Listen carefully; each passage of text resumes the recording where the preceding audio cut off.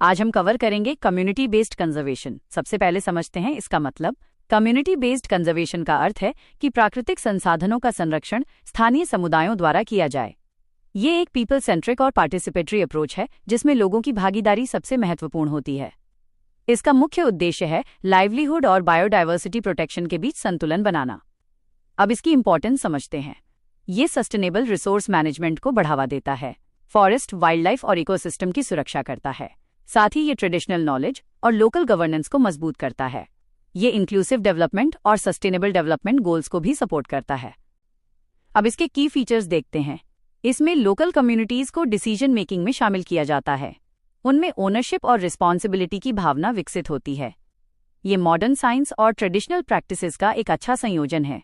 और इसमें पावर का डिसेंट्रलाइजेशन होता है, यानी निर्णय लेने की शक्ति जमीनी स्तर पर जाती है। अब भारत में इसके उदाहरण देखते हैं। सेक्रेड ग्रोव्स, जहां समुदाय खुद जंगलों की रक्षा करता है। जॉइंट फॉरेस्ट मैनेजमेंट (JFM), जिसमें फॉरेस्ट डिपार्टमेंट और लोकल लोग मिलकर काम करते हैं। कम्युनिटी रिजर्व्स, जो वाइल्ड लाइफ प्रोटेक्शन कानून के तहत संरक्षित हैं। इसके अलावा ट्राइबल कम्युनिटीज की पारंपरिक संरक्षण पद्धतियां भी महत्वपूर्ण हैं। अब इसके इकोलॉजिकल बेनिफिट समझते हैं। ये बायोडायवर्सिटी को संरक्षित करता है और एंडेंजर्ड स्पीशीज की रक्षा करता है।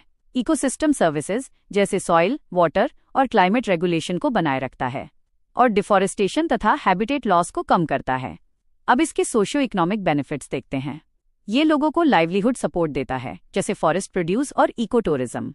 गरीबी कम करने में मदद करता है और इनकम जनरेशन बढ़ाता है। साथ ही लोकल इंस्टीट्यूशंस को मजबूत बनाता है। अब गवर्नमेंट इनिशिएटिव्स पर नजर डालते हैं।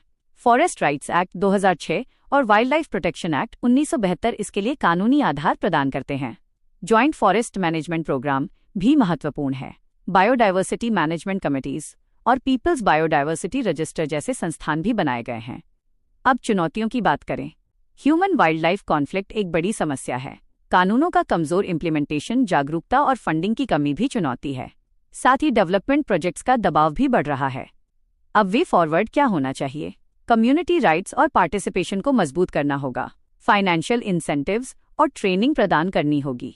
इको टूरिज्म और सस्टेनेबल लाइवलीहुड को बढ़ावा देना होगा और लोकल नॉलेज को पॉलिसी के साथ इंटीग्रेट करना होगा।